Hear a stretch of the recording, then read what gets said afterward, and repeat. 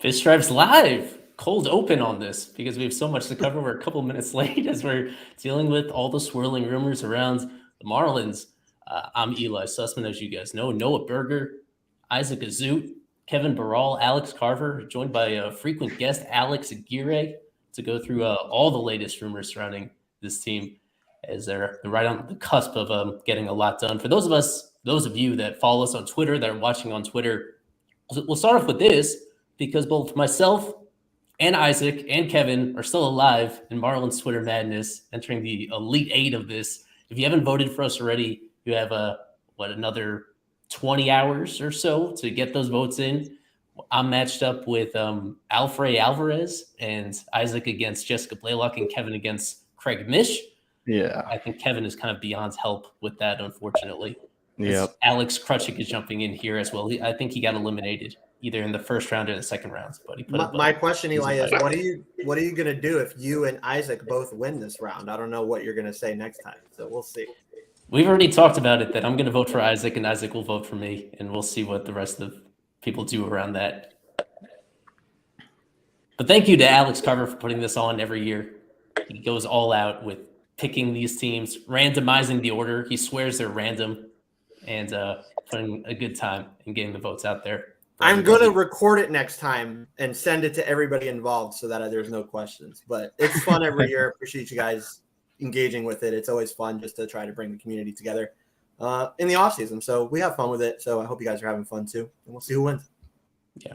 I think what I wanted to start with before we get into the Marlins' potential additions, once they're very, very close, we think, to adding, I want to talk about one guy that's now officially out the door with the team, and that would be Brian Anderson, just last night agreeing to a deal with the Brewers. So officially closing the door after spending his entire professional career with the Marlins, the last 8 years in the minors and the last parts of 6 seasons in the majors. I know this is your guy, Isaac, so why don't you just start us off about this particular landing spot for BA, the fact that he's going to play third base for the Brewers and the money that he's getting.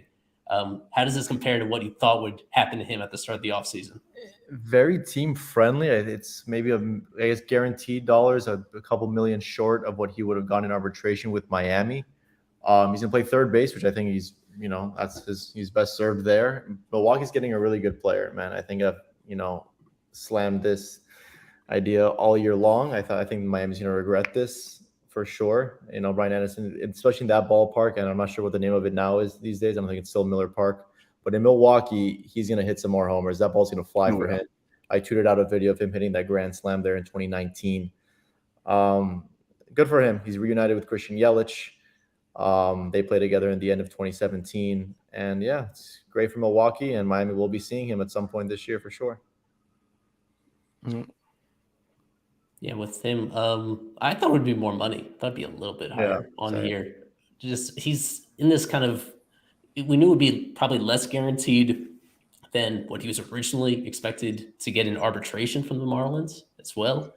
I'm surprised it just took him so long to find a deal, given how he's relatively young for a free agent and what he looks like in the not too recent past when you threw it all together. Did anybody here still hold out hope that they were going to bring him back eventually at the right number at a certain stage of the offseason, or after did they totally turn the page? After Segura, maybe to play some corner outfield, you'd think, right? There's always room for a right-handed power hitter that's amazing at everything. But nope. After Segura signed, I really sort of pushed that idea. It's like you guys said, it's extremely team-friendly for them. I mean, he's coming off of 2 injury-prone seasons last year and in 2021 with I think the same injury from what we've heard about him. So, yeah, I wasn't really that surprised that it took him a long time to find a place, and the Brewers got him on the deal they wanted. So hopefully for BA, he can stay healthy. And if he stays healthy 100%, I think he could definitely be good. I think I think it's American Family Field now, Miller Park, whatever it is, a lot more hitter friendly than Lone Depot. So, let's see what he can do. I'll be excited if he bounces back for him. Nice guy, quieter guy, but a nice guy. Hopefully he can bounce back with Yelich, like Isaac said. Which he played with him in 2017 in his rookie year a little bit, like 20 games or something, 25 games, whatever it was. So, yeah, no, it's good for him. I'm glad that he found a landing spot, and hopefully he bounces back. Yeah. Yep. I think with Yelich going there, it makes you fear the worst case scenario that he's going to reach a level that nobody could possibly foreseen. Whatever's in the water over there. Oh, Anything boy. on your mind, Kevin, about BA? No, I'm just happy for him. He's able to get a shot, gets a major league deal, which I expected, and he'll be the team's starting third baseman, I guess, from what Craig said on the tweet. For some reason, I feared that I didn't know for sure whether it was going to be a minor league deal or a major league deal. I'm very happy to hear that it's an incentivized based major league deal for this player. And everyone talks about Yankee Stadium being the hitter. I think Milwaukee is the most hitter-friendly ballpark in baseball. That's my personal opinion. I think the ball just flies there, right field, left field. It's so close. I know Yankee Stadium has a shorter porches. Coors Field, Minute Maid Park. It's I don't know. long. I think Milwaukee is the easiest place to hit, in my opinion. Maybe. The 2019 Marlins scored 16 runs in that stadium. That should pretty much end the dispute there. But like I said, Brian Anderson's going to hit 25 home runs this year. That'll be one of my bold predictions. I think we want to get into what a lot of people are most anxious to talk about, and that is Aroldis Chapman. I mean, what we do have confirmed and what we're still waiting on, and exactly what's happening here. What we do have confirmed about Aroldis Chapman is that this is him pitching today for the Marlins in front of Marlins representatives in South Florida, going through this bullpen session where allegedly he showed velocity that was pretty close to what we've expected from Chapman at times in his career, and that this is at least the second time that he's thrown in front of major league teams this offseason looking for work, as he's trying to kind of rebound from what was the worst year of his career in 2022 with the Yankees. He's been arguably the most dominant reliever in baseball if you combine like the last 12, 13 years overall, but now he's entering his age 35 season, and the Marlins are interested. The Royals are apparently interested. The Padres are apparently interested, and he could sign relatively soon. But we'll go to you, Alex Aguirre, about Chapman, the player, perhaps Chapman, the personality. Is he somebody that the Marlins should be focused on at this stage of the offseason? Because it appears that they are making a very serious consideration to bring him aboard. I mean, I think it's a good idea for the Marlins because I know they have already 3 lefties in the bullpen with Scott, Blyer, and Okert.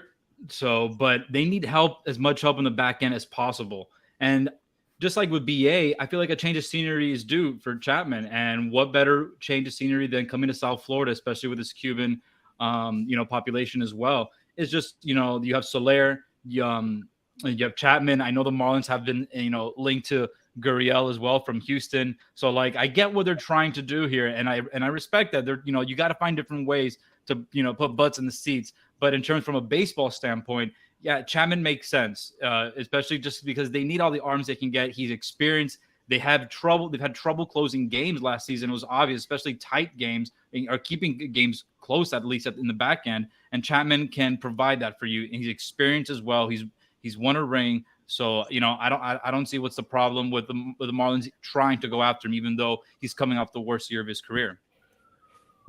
Yeah. The problem that I see with him is that he's just kind of, at least at this point in his career, just another middle reliever guy. I'm worried that should the Marlins bring him in, their plan is for him to be the closer. I don't think that's who he is anymore. I mean, 3.71 ERA in the last 3 years. It's not great. And I know that pitching doesn't all come down to velocity, but for Aroldis Chapman, that is his calling card. He hasn't averaged more than 100 miles an hour on his fastball since 2016. Last year was his lowest average at 97.5. This kind of seems like a similar move to some of the moves they made last offseason, where maybe he can be a good pitcher, but he's not a closer. This is still a bullpen full of middle relievers. Who's going to close games then, though? Yeah. Because that's the thing. Right. That's what I was going to say. Oh, Yeah. no, he's probably going to close games. I'm just saying that I don't think he deserves it. I know Floral's still there, but yeah, they need somebody that has at least somewhat of experience closing games, because last year's bullpen, nobody. They were throwing guys left and right. Tanner Scott, Floral got healthier in the back end of the season, but still though they were platooning a position that you can't be platooning at all, especially at this level. Yeah, well, remember, this isn't Don Mattingly anymore. So closer by committee might be something that they take into consideration. Probably not, but at the back end of the bullpen, you have 3 lefties in Scott, Okert and Chapman, if they were to sign Chapman, they need to get another right-handed reliever, preferably someone that can close. And then maybe they do go closer by committee with all these guys that sort of do have closing experience, and Scott and Chapman and Floro. All of them could be closers depending on the matchup. And that's not something that's a horrible idea for this team. If you're not going to go in with prime Craig Kimbrell, you might as well go in with all these guys. If you look at that video, that Eli was playing of his bullpen at Nova today, I think, right? Strikes. If you look at that video, and I'm not basing everything based off of 130 pitch bullpen, don't say that I'm doing that, but his fastball looks okay. His slider looks like ass. Like, if I'm being completely honest, this breaking pitch looks horrible. So you're betting on his fastball, and like Alex just said, he doesn't have, or like Alex K just said, he doesn't have his regular velo that he used to have. So are you willing to fully trust this guy as a closer at all anymore? And to me, I don't know. Like, I don't know. He's getting older. He had a rough year last year, and now we see this bullpen. And I know it's the offseason, and I know it's 30 pitches, but it doesn't look like the guy of the past at all to me. It looks kind of rough. So I don't know. I know the Marlins looked at this today for what we saw in the video on the screen, and I guess they'll make a call on it. But I don't know. I don't know if he can be fully trusted in the closer's role as he used to be anymore, to me. Right. What I wanted to point out is the last couple of years, the walk rate has been as high as ever, if not higher than ever, the last couple of years. It's not just the fastball velo going down, but it's also because maybe hitters can see his fastball a little bit better, that they're not chasing it outside the zone as much as they used to. He's getting into bad counts. And as somebody that watches probably more Yankees games than the rest of you do, when things go bad for him, they go so bad. Like he must lead the league in games, among closers at least, in games where he throws, like, where he walks the bases loaded, more so than just anybody else. And that's happened in recent years. He's somebody that, when watching him, like, there are situations where, as experienced as he is, he gets very visibly uncomfortable, and he gets very slow on the mound. This is one thing we've barely talked about heading into next year, but one of the rule changes is the pitch clock, or the pitch timer, whatever you want to call it. And I feel like he, more so than almost anybody else, is going to have trouble adjusting to that. Like, there are certain days where he's in a great rhythm, and that's not a factor. But I'd say the majority of the time, especially if there's anybody on base, he slows down to a crawl. And that's something that you wonder exactly how that impacts him if he does speed himself up, if he has a different routine than he used to, whether he can be even as effective as he was this past year and the year before. I think it speaks pretty strongly that the Yankees are not interested in bringing him back, as a team that he spent now a very large chunk of his career with that team, and a team that's obviously in win now mode. So even if they weren't going to put him in as their closer, this is what I want to get your guys' take on this, because he's not the only one in this situation, but we see other pitchers when they close on a consistent basis for an extended period of time, like, there's almost no going back later in their careers. I think we saw it with Francisco Rodriguez to some extent. We've seen it with Craig Kimbrell is going through it right now, where he's finally joining a Phillies team where he's not expected to be the main closer, and we'll see how that goes. Like, once they get into that mindset, it really feeds your ego to be a closer. And with Chapman, probably more so than anybody else. So that when you're reaching a stage of your career where you're no longer the definitive best pitcher in your bullpen and they want to move you to lower roles, they have a hard time accepting it. And I think that can, like, drip into their performance. They just don't perform as well if they're not literally finishing off the game. So that's what I worry about with him, is that even if he starts the year as a closer, if he loses the job at some point on his merits, does he still contribute to your bullpen if he's not your closer? I wonder if there's any in between being a closer and then being a liability to your team with somebody like him. But I mean, do you think he doesn't realize, that he doesn't look at himself and he doesn't see that he's not the same pitcher? And he says that if he lost his job by 3 other guys that were closing games in New York, I think, or maybe 2 before he was, is it a guarantee that any team he goes to, including Miami, he would be the guy? He probably knows that you would really have to pitch his tail off to be the closer. Right. I guess it depends on what Kim Ng told him during negotiations. Right. And I hope she's not like, you're the closer, Papa. Yeah, it might be why he came to Miami. Like, hey, this team isn't very good. The bullpen isn't very good. I could probably get my shot here. Yeah. The one thing that kind of gives me hope for Chapman is this is the first time he'll be pitching in a pitcher-friendly ballpark. pitching in New York, that's as hitter friendly as it could get. Cincinnati, Chicago for that year. Maybe the numbers will be a little bit better. I mean, just in 2021, he had 30 saves. He looked pretty good, and 2022 is just horrid for him. So, I mean, obviously the velo is not what it was when we saw him early in the Cincinnati days and that year in Chicago, but he could still be pretty effective for Miami, I would assume, and let's hope that's the case. And obviously off the field, They really you need to worry about this is a guy that missed 6 weeks for an infection in his leg for getting a tattoo in the middle of the season. This is someone that was left off the Division Series roster for missing practice. This is someone that has been accused of domestic violence. So there's a lot of baggage that comes with this player, not even talking about what he can't do on the field anymore. So it's not exact, it's a lot of peripherals that you have to worry about with Aroldis Chapman. And that's what I'm worried about too, is especially, you don't want to bring that kind of guy around any team, I feel, but especially a young team that's supposed to be rebuilding. It's just not it just doesn't seem like a good mixture. So we shall see. In either case, it'd just be a 1-year deal with him for looking realistically at what the price would be. And as with any guy on a 1-year deal, regardless of how things go, if the team itself is finding itself in a position where they're not really competitive down the stretch, he's somebody that could also be dealt during the course of the year. That's something that a team like the Marlins, I would love to see them be more active in that front and going after guys on 1-year deals. They're in a situation where it's important to take an incremental step forward this year compared to 2022 in terms of wins and losses.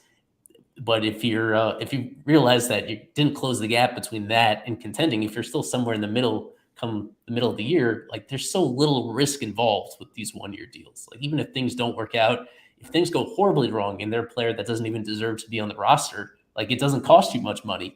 And if it's somebody that just doesn't fit with your team even the entire season, then you can recoup some sort of value via trade in that situation. Me personally, I'm not a Chapman guy. I mean, everything I've been able to observe, he just doesn't come off as a good teammate, and he doesn't come off as somebody that, as I mentioned, I'm worried about that transition. What it looks like when the way I'd put it is when he has to grasp and like accept his mortality as a baseball player and make those kind of adjustments.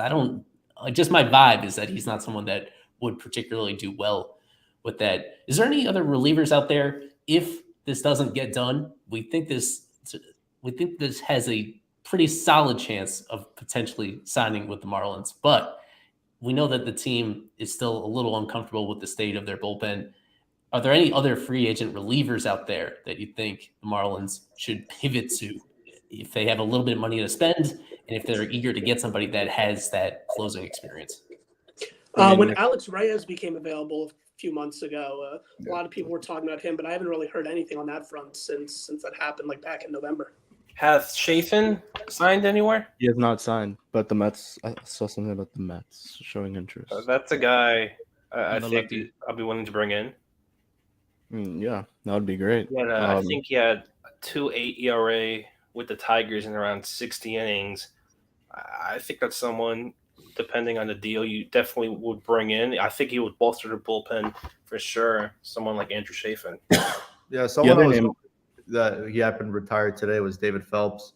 Yeah, he retired today. Corey Knebel still available. Willie Peralta. I know Steve Cishek retired. He was someone else that I was hoping for. Archie Bradley was a option, I think, last offseason or a couple off seasons ago.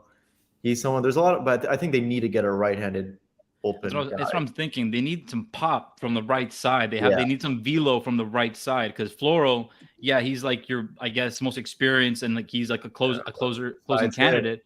But they need somebody that throws 95 plus from the right side because they have some of that already with Tanner Scott. And if they get Chapman, there you go, you get some more of that. But they need somebody with that oomph, from the right side because they're lacking that. Yeah, Reyes would fit that category for sure. Like Eli mentioned, he wouldn't be ready till around May, I wouldn't think. Yeah. So, but Reyes would be great. That would make Sandy Alcantara very happy. So, 2 birds there, and you get Chapman sort of offset, some of the maybe uneasiness in the clubhouse. I'd be fine with those 2 guys, Reyes and Chapman. How would you guys feel about a starting pitcher turning into a reliever type role? About guys in the market, because you still have guys like Michael Wacha who had a really good year.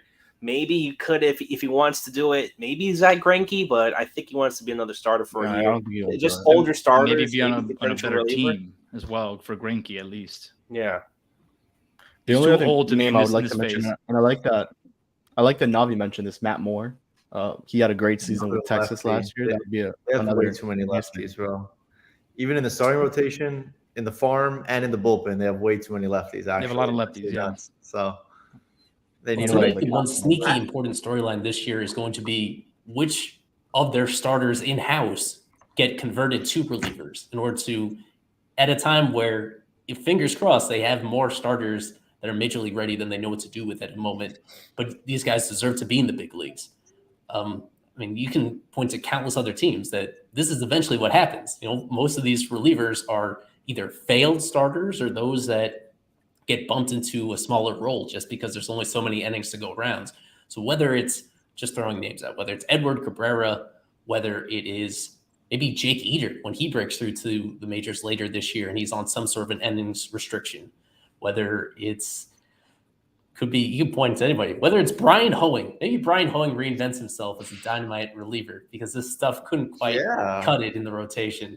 When it's somebody like that, that's something that I want to follow really closely. I was disappointed that we didn't see much of that at all this past year in terms of putting those guys into those roles and seeing that their stuff plays up. And if they miss more bats and if things click, then you have these really long-term controllable pitchers that are in these important roles that otherwise, as we've seen via free agency, these guys are getting expensive. I think you're forgetting one name, Eli. He posted a picture showing that he lost an enormous amount of weight. Iced up, Mr. Sixto Sanchez. What do you guys think about him? Could he be a closer? You mentioned starters turning into relievers. He's, I think, prime example of that in the Marlins organization. What I'll say with him is that if he does come back from the brink, come back from the abyss and contribute anything, it will be primarily as a reliever. I looked at the history of guys that he's gone 2 full years without pitching in a competitive game. And that is a lot rarer than you might expect, at least for guys that actually have something on the other end of that, any sort of success. It is, who are the names that I came up with that have done the same thing? There are really unique examples like Daniel Bard, who couldn't throw strikes, gave up, retired for 2 years and came back. There are ones like Dustin McGowan early in his career. He's a former Marlin. Early in his Blue Jays career, he just could not stay healthy. And eventually he had like some success in middle relief.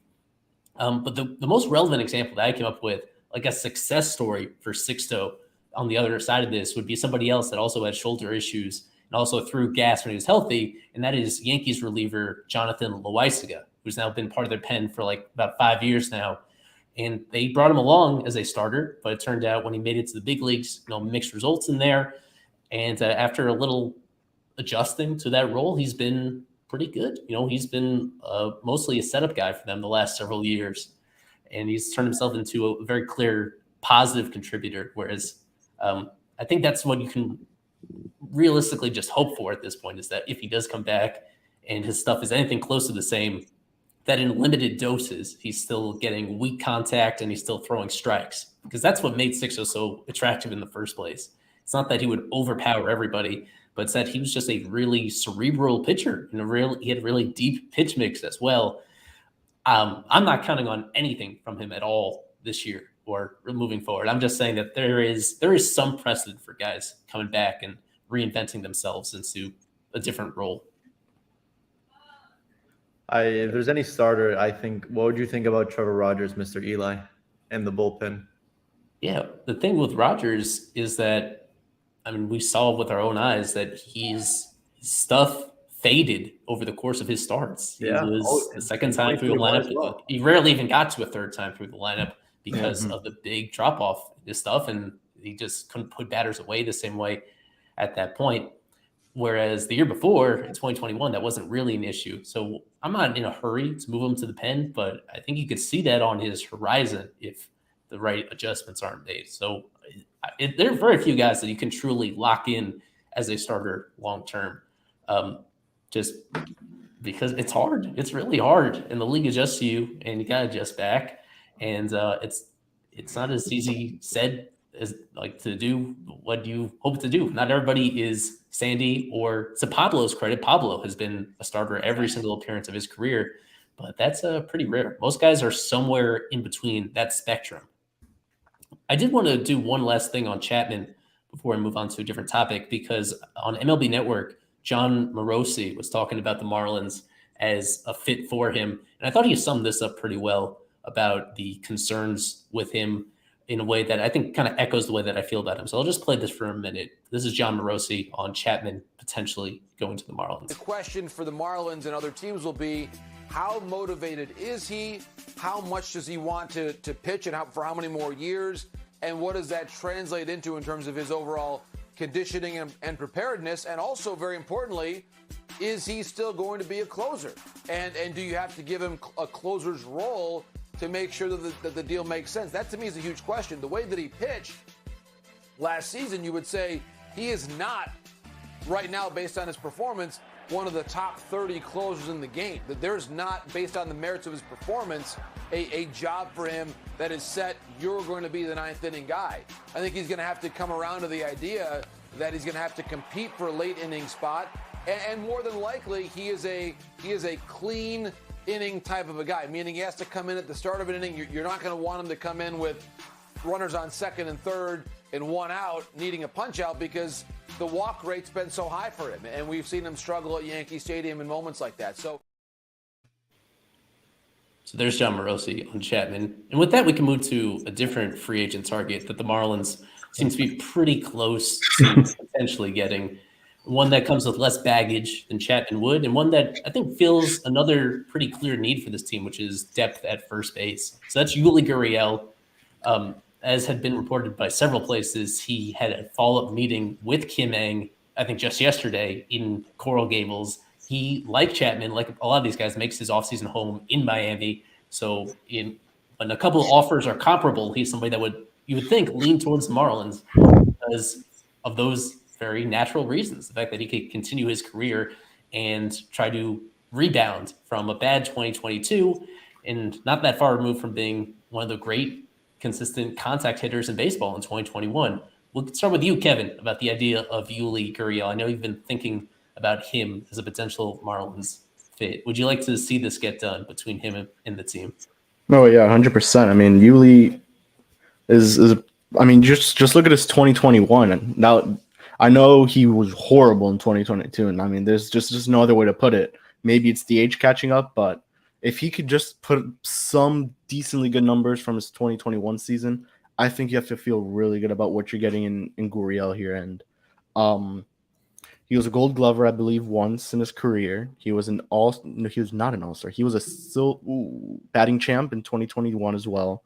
And I know I mentioned this, and playoffs and Marlins don't get along too well, but he puts up some crazy numbers in the postseason. Just look at his past two seasons, and it's over 300 batting average, over 360 OBPs at some points. So this would just be another player to add on to a very thin first base depth that this team has right now. I mean, without Gurriel, the next guy would be probably Troy Johnston, who the team left unprotected in the Rule 5 draft and basically allowed any team to go out there and claim him after having a pretty good season in the minor leagues. So Gurriel is also a pretty good leader, good locker room presence, I would say, playoff experience, World Series experience.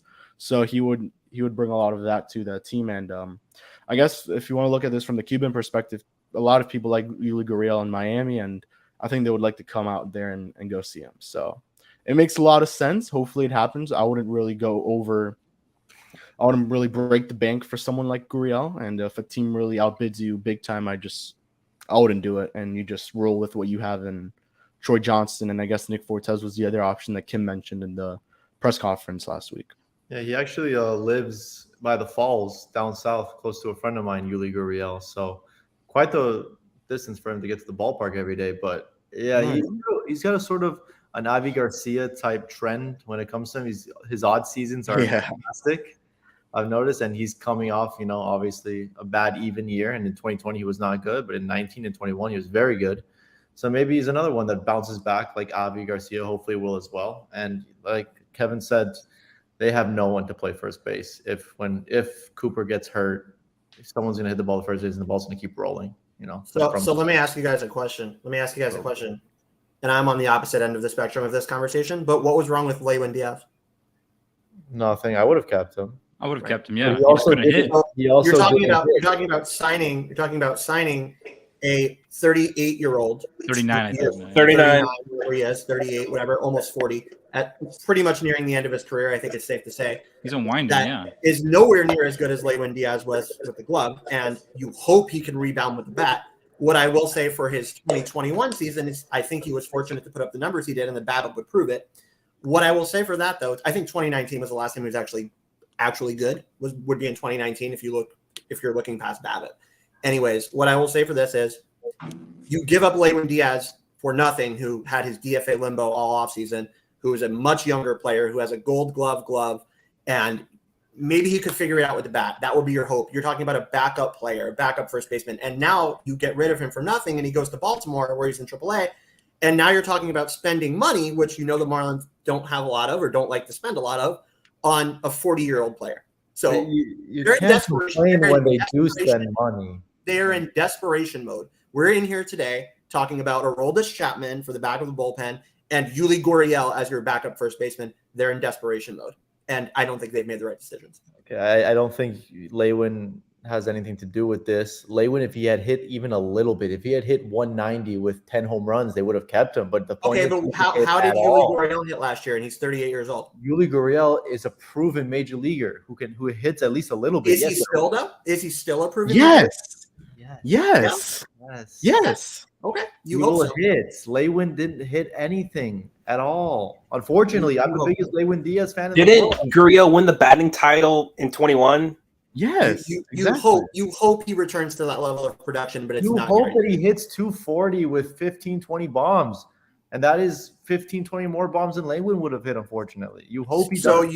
You're that out on the Marlins' ability to coach hitting and develop hitting, even with Brant Brown and all these new people in place, that you're just saying, oh yeah, I'd rather have Yuli than Lewin Diaz. Yeah. Right now they need to win. Yeah. They need to win ball games. And yes, right now I would rather have Yuli Gurriel than give Lewin another 600 bats to see if he can hit. I disagree with you. I think they made the wrong decision in this regard. I agree. I would have today.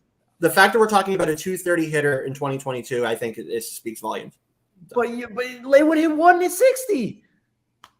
What's the age difference? You have to look at that. It's not even the age, Alex. They're hitting the same, basically. Lewin had more than enough chances to stay on this major league team. So you guys are more confident in Yuli Gurriel bouncing back. Yes, Alex. I am more confident in Yuli Gurriel. Okay, well, that's your opinion. I would disagree with you. I think 10 out of 10 times. But obvious, you're saying what am I more confident in? Lewin hitting 240 or Yuli hitting 240 next year? Yeah, obviously, Yuli is more likely to hit 240.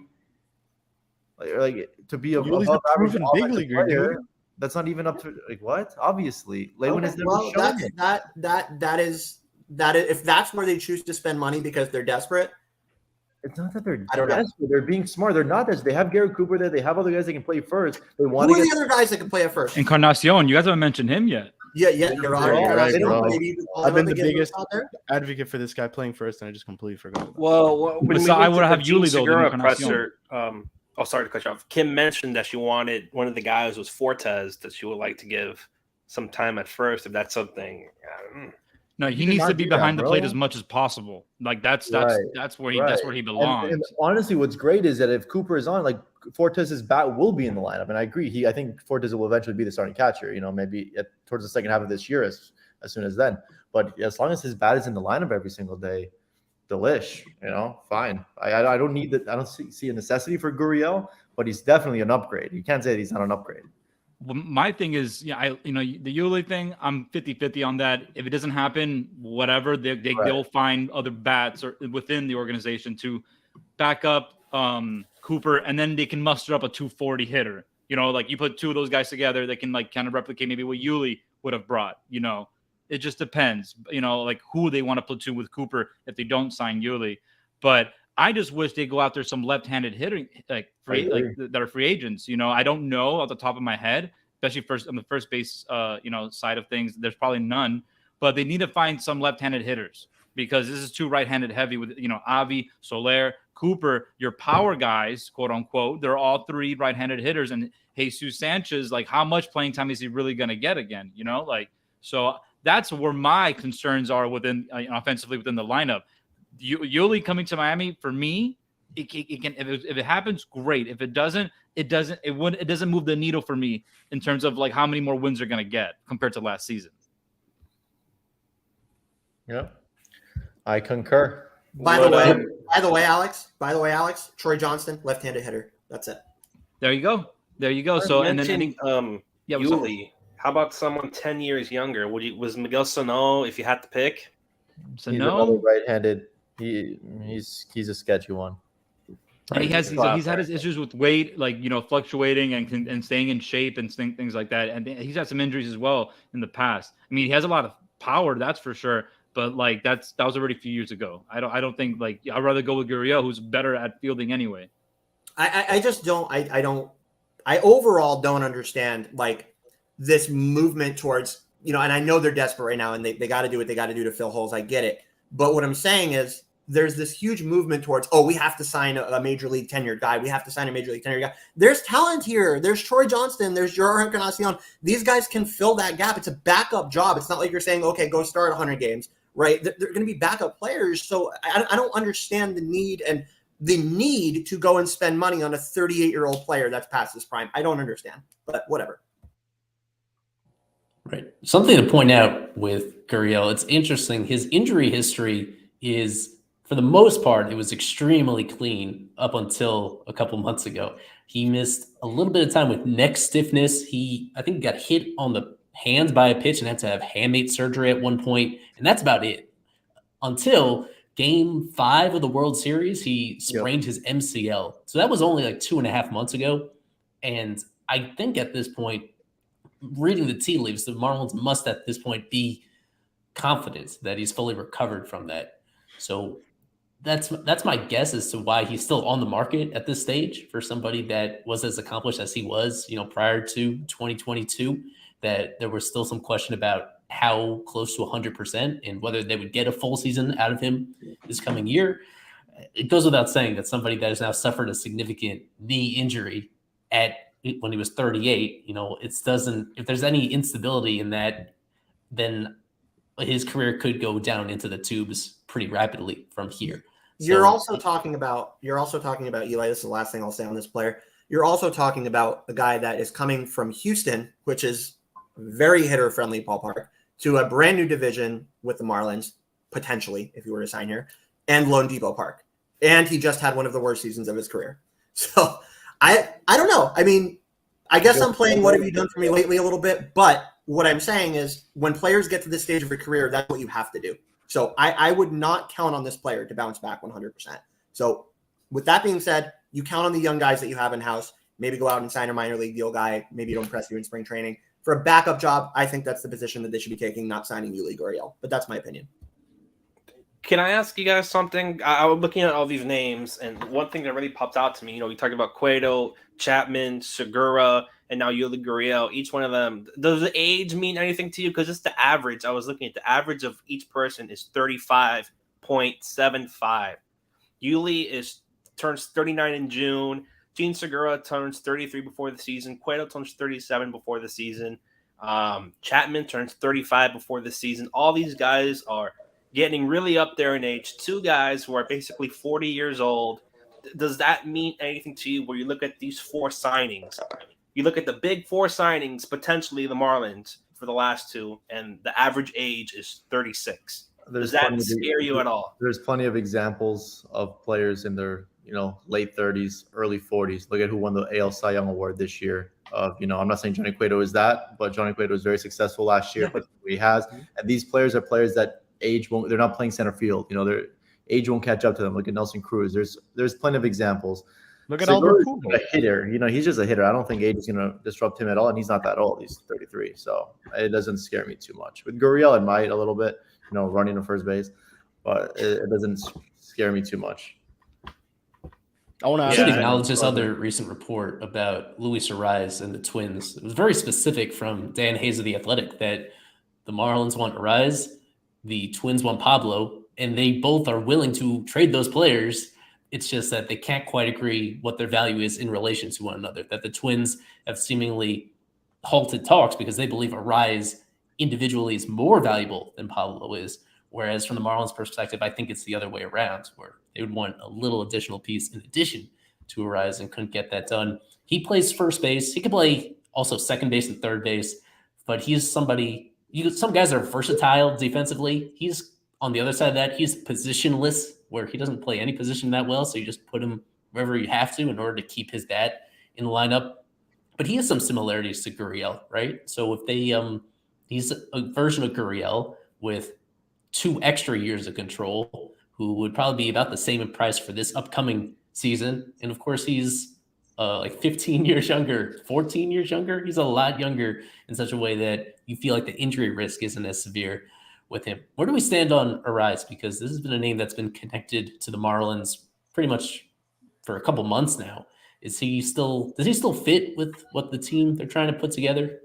Yeah, I would say he definitely does. Like Isaac just said with Gurriel, who's much older than this player, he's just a hitter. That's what he's going to do. He's going to hit for average and get on base. But that's something that the Marlins are gravitating towards. That is the direction that they want to go with the offense. So this player fits what they're doing, and I understand why they want him. So I think this player definitely fits. I think he's definitely – I know when we first talked about him a couple streams ago, there were some people that weren't all for him just being a hitter, but – that's his best strength. That's what he's going to do. He's going to get on base. You put him at first or second in the lineup, he's going to get on base.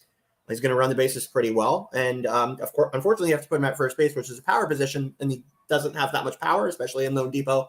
I would not expect him to have much power, but you sacrifice the defensive positioning for his ability to get on base. So it's a little unorthodox in terms of like traditional baseball, I guess, where first base is a power position, but he gets on base at a very good clip. And I think this would be a great signing for the Marlins. It would take a little pressure off of Cooper to start every day with his injury history. I think this is a great get for Miami if they can get him. So you have to give up Pablo.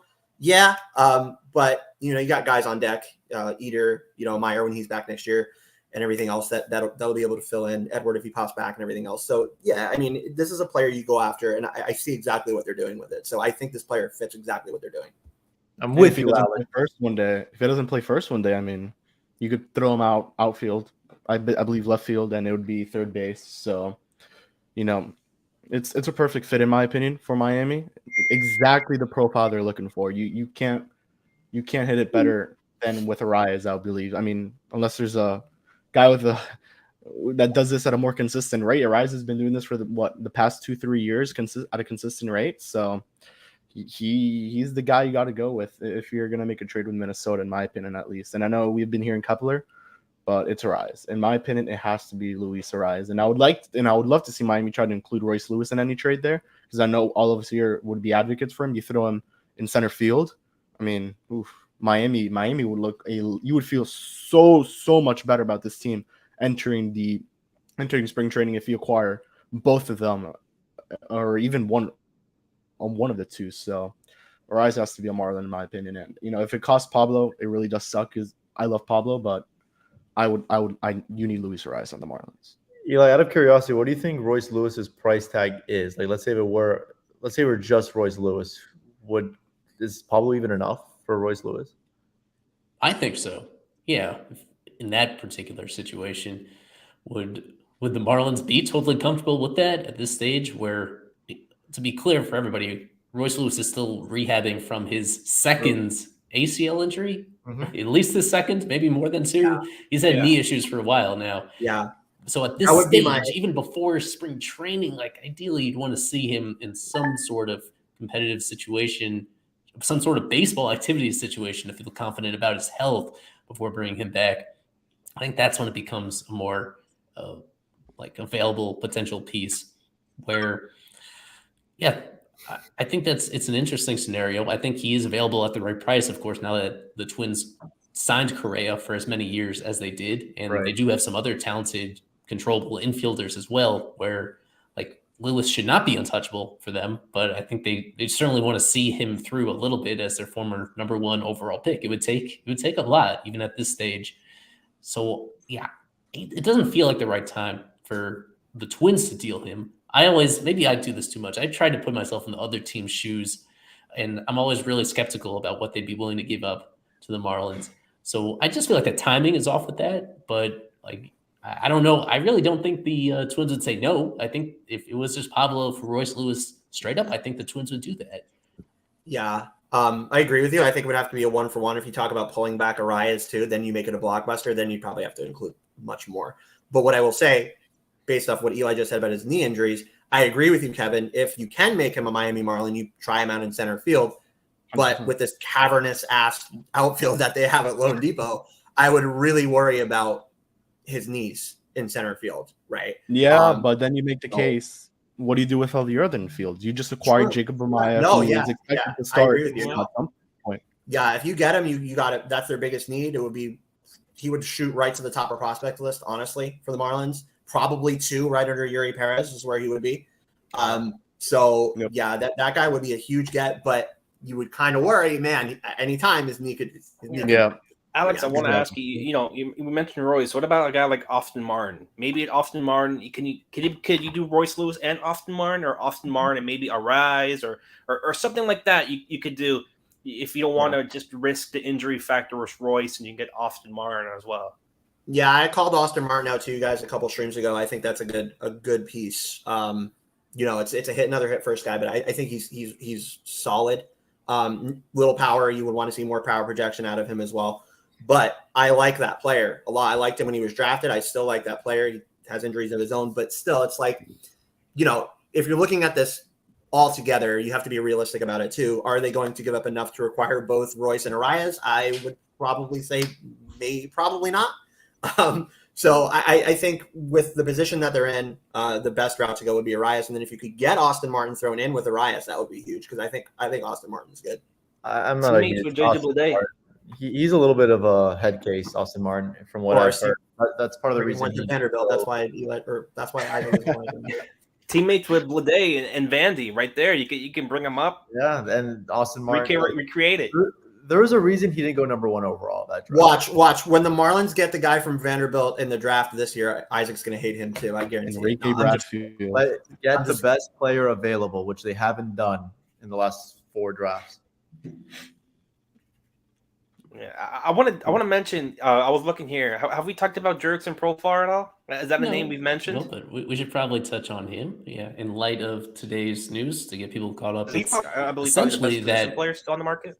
Yeah, because there's like kind of a growing skepticism that the Pirates are going to trade Brian Reynolds, which means that Profar is not Brian Reynolds. Certainly doesn't have that upside, but he's available. He is definitely available, and he is, I think, any way you slice it, he's probably the most impactful free agent still out there, especially if you're looking multiple years ahead, where he's not even 30 years old, and you could feel comfortable signing him for a little while and getting at least league average production at several different spots, including in the outfield. So the John Morosi report is that he expects all the Brian Reynolds teams to kind of pivot to Profar and for a deal to get done in the near future. He's a very odd player. Really think about Profar, because we've mentioned him before. He's an interesting one. He's a former top prospect that he's been around a while, and it's still, you can still like look at him from a couple different vantage points, just because he hasn't really put it all together at any point. Yeah, I remember he was the number 1 overall prospect in all of baseball. I think right in front of Martin Perez, the other Texas Ranger at the time. He's a 3-win player somehow last year, only OPSing 720 something. So. But he's someone that can play anywhere for Miami. He can play in the infield. He can play in the outfield. He can play some first base, I believe. Maybe not, but he's just someone that I think if you can add him, he's more important to me than Yuli Gurriel, in my opinion. I think. He would check more boxes for you. He's a switch hitter. He would definitely check more boxes for Miami than Yuli would, because Yuli is just literally a block at first base and he's going to hit and that's it. But Jurickson can switch hit. He can play anywhere you ask him to. And so, yeah, I like this player for Miami if they don't go get Brian Reynolds. Question care about, not to change the topic really quick, what would cost more, Brian Reynolds or Luis Arias and Royce Lewis? Those two Brian Reynolds and Royce Lewis. I think he just and Royce. No, Arias and Royce Lewis, or just Brian Reynolds. From what the Pirates what they have been asking, definitely probably. They want multiple. So I don't know what they think. This guy's Juan Soto, which is not good. Yeah. They want what do they? They want like Pablo and multiple top 10 pieces. What So would I you guys think do it's if a you had to pick? Don't think about just what do you have I to would give up. pick. I would What a pick Rise and Royce or Minnesota. just Brian Reynolds? The Minnesota. Horizon and Royce, yeah. Minnesota? I'll go with Minnesota and what they have to offer. Yeah. Yeah, Yeah, agreed. Royce- I would if it's a like- choice between the two. I like Brian Reynolds, but if it's a choice between the two, you get these two players. One is a stud prospect, the other is a proven hitter. You fill Have you multiple guys spots there. mentioned You That just- St. Louis at all? Miami into third place for the NL East. So they get Arias and Royce Lewis. You feel so much better about this team entering spring as training. long as Lewis stays healthy, yeah. Top of the agreed. order will be really nice with those guys. I would be more comfortable with that. Leading off. Arias and Segura back to back. It'll be delish. Yeah. And What then- about the Cards? Because I know the Cards are very interested in Pablo, and they have one of the deepest farm systems, in baseball, and probably one of the best. I think Eli actually made a good point last night on the Spaces or wherever it was that they're probably going to want someone with more team control than Pablo. Probably want one of Trevor or someone else. And I don't think Miami's willing to do that unless it's for someone like Brian Reynolds. So I guess maybe St. Louis doesn't, even though they do have an appealing amount of outfield prospects and outfielders that would maybe. I don't think we'll get Jordan Walker. I think that's out the window. That's not even in it. I think it's clear on Pablo that maybe we overreacted, at least for me. I feel like I overreacted to the free agent starting pitcher deals. Those guys got paid so much money. Everybody from Taijuan Walker and Jameson Taillon to obviously at the top, Max Scherzer, Justin Verlander tying an average annual value record, and Carlos Rodon getting as many years as he did despite a very sketchy injury history. I thought in relation to that, with Pablo earning just $5 million this upcoming year, that would give him a lot of surplus value. Where these teams see that it costs, like $15 million to get a number 5 starter on the market, that Pablo being significantly better than that type of pitcher and also earning a fraction of that and also being under control next year for below market rate, that would make him extremely valuable on the market. And what we keep hearing is that these teams are still fixated on the years of control. The second year of control on Pablo for 2024, it's nice, but it's not really dramatically helping his value. It's clear that teams prefer even more than that, which I think it's a conversation for another day about whether Marlins should be more open to moving one of their other younger, more controllable starters instead of Pablo if they feel they're going to get much more in return for them than they would for him.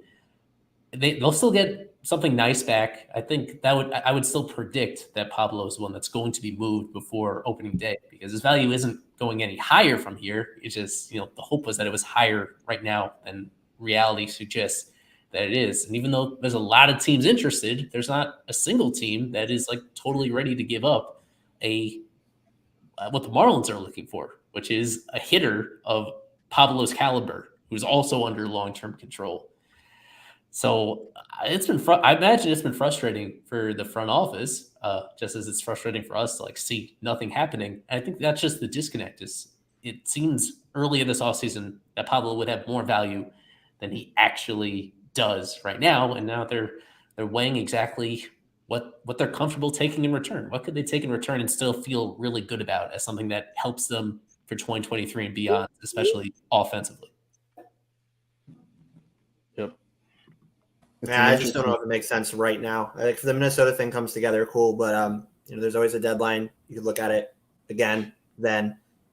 So I don't know. I'm kind of like what I think. I'm kind of like maybe he'll go. Maybe something will happen. But I'm not in my mind. And this is just me giving you guys an opinion. I'm not counting on a deal getting done. But let's see what happens. They could have just given Brandon Nimmo 120 mil and called it a day and kept all 7 other pitchers. Yeah. You could Remember also when they said Brandon Nimmo would get 120 and all of you guys called me crazy and he got more than that. Just had to bring that up. The only other, I guess you could look at this from another team's perspective where, you have Pablo for 2 years, but then, if you don't re-sign him, he's probably gone and he's probably not coming back. He's going to get a pretty good deal in the free agent market. Maybe, what would you say, Eli? What would his value be? A little bit more than Nathan Eovaldi? Any team that gets him might be interested in extending him. They're not as well, you if think it's a he team gets that's the willing to Sandy do deal? that. Maybe less than 2 years. On the Marlins, he would get less than Sandy if he were to extend, but I don't know what It's he a would weird get on position they put themselves in by getting Sandy at such a good value. Yeah. Him, still being such, him being the ace of all aces, it's such an awkward dynamic to potentially pay somebody more than that, even if that's kind of what they deserve and what the market says that they should get. I think ultimately, my sense is that from following this team, we just don't expect the Marlins to spend significantly on another starting pitcher for the near future. They believe that these guys coming up are going to be continue to replenish the type of production that they were getting from the older guys. They want to create this starting pitching factory where Sandy's in the middle and all the pieces churn around him, etc.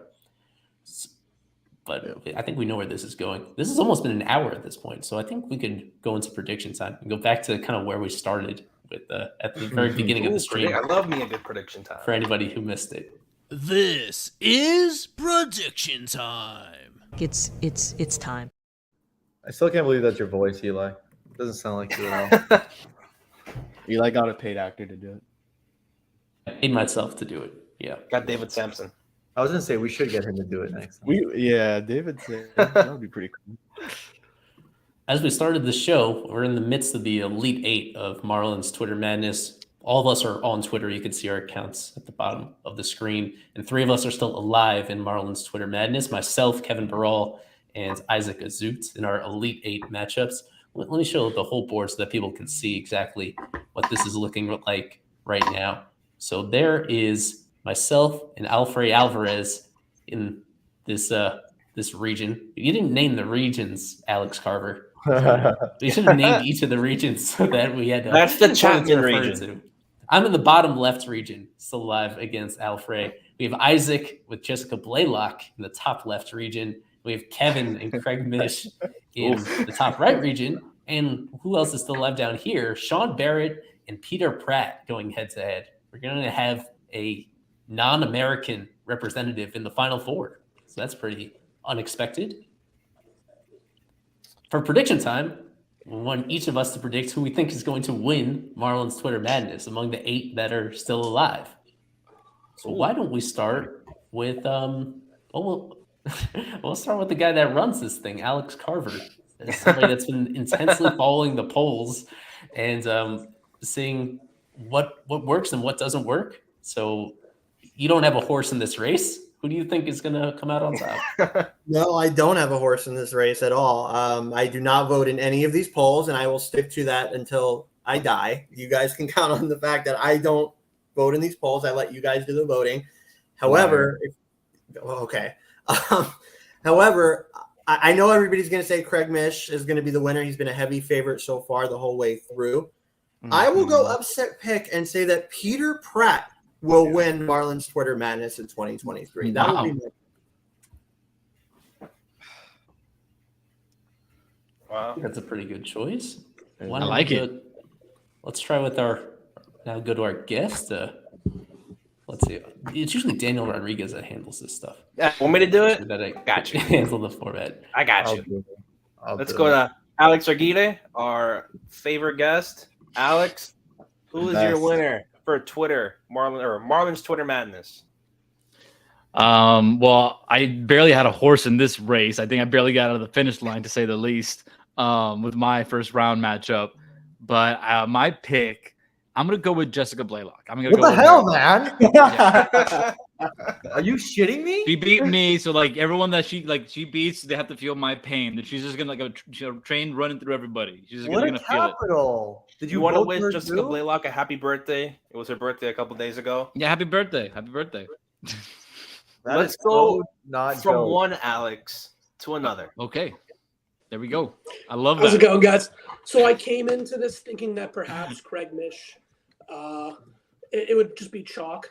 Craig Mish would win it in a landslide. Then I realized that Peter Pratt has an entire country behind him.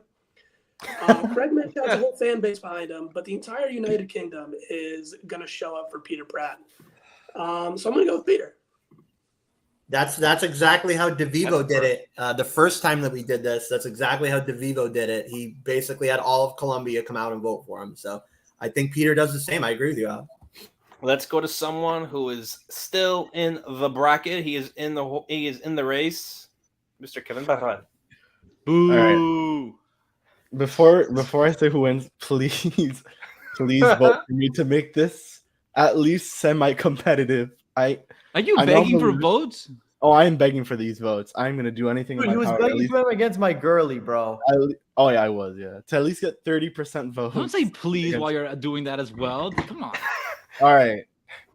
I think Eli's gonna win the whole thing. Dude, And you this are- is not Ooh. this is not because he's my boss. This is because I genuinely think Eli will win. Eli, you got or not Eli, sorry, Kevin, you got a brown on your nose, bro. You need to wipe that off real quick, bro. Oh, all right. Let's go to the other guy in it. Hey, You could just say me, Isaac. well, please vote for me too. It's getting closer than I thought with Jessica and I. Top 5 human in all of sports is Jessica Blaylock. Top 3. I think Peter Pratt wins it as well.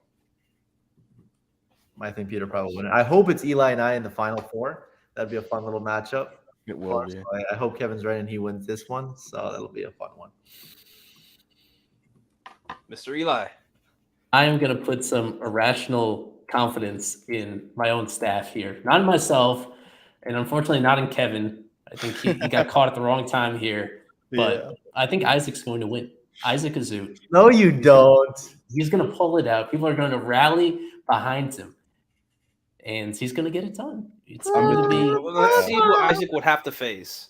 I would face I finished with Jessica, and then You have to face Eli, and then Yes, And then I potentially. face Craig or Peter. Oh, Yeah. let me give. I would be surprised. Let if me Peter give mine really quick. Looking at it, I would love it to be someone from Fish Stripes, but when you look at the other bracket and you have to face Craig Mish, reporters of all reporters, you have to face Peter Pratt, who has a whole entire continent England, around him.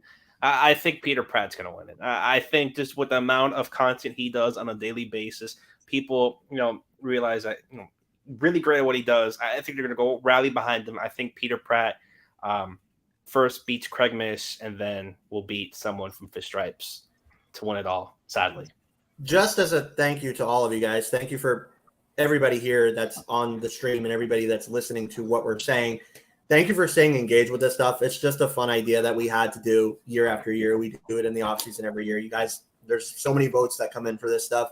I didn't ever foresee it getting to where it is that we're actually talking about it on a live stream, but that's pretty cool for us. So thank you guys on stream and everybody that's taking part in this. We really appreciate it. We'll continue to do it. We'll do it again next year. So yeah, best of luck to those who are left and see how it goes. Alex, I'm just going to adjust the names here so that people can see that you guys picked Peter Pratt because his whole handle was too long to fit on the screen at the same time right here. I totally put it on like the country of England by putting him up against Sean Barrett, but those are both great gentlemen. So you keep alleging that's a randomizer. That's it is random. I'm gonna I haven't seen you. I'm gonna videotape it next I think year we to need prove an actual selection show. We need a selection screen, and we go round by round, matchup by matchup. I think that would be great content. Fish on the everybody farm. that's on that bracket that Eli just showed, though. Follow all of those people, Alex Aguirre included, Alex K, Isaac, everybody that's here, everybody that's not here, all great people on Marlins Twitter. You're there for a reason, so thank you everybody for participating. Appreciate it. Is this the furthest a Fish Stripes member has gone, Alex? In this bracket? I think Fish Stripes account. I think the Fish Stripes account. I had the actual Fish Stripes account in there last year, and they made it pretty far. But yeah. So I think we lost to Craig. We did, I actually. remember. So we will wrap it up right here. Thank you for everybody tuning in. Fish Stripes Live. The calm, well, it's not the calm. This is the craziness before the storm, where we're expecting moves very, very soon. And it's about to get fun. It's about to get fun as we finally get a clearer idea of exactly how all the puzzle pieces on this roster fits together. We'll continue doing these streams once a week. And before you know it, we'll be back on a twice-a-week schedule. That's still a little while away. So stay tuned really soon, I guess on Friday, I'll save it. We'll put up the next episode of First Stripes Unfiltered with Isaac and Kevin. Myself, we did a special. You'll find out exactly what that is. And then I think we'll do Fishology. We'll probably record that soon and might post that on Monday. We'll figure out the schedule for that as well. But there'll be a lot to react to on Fishology. So a lot of content coming. And we appreciate the rumor mill for feeding that. All the stuff for us to cover. So for Alex, and Alex, For Isaac and Daniel, Kevin, and I'm Eli Sussman right here. We'll talk to you soon about all things Marlins. Go Fish. We got to end it off right. We got to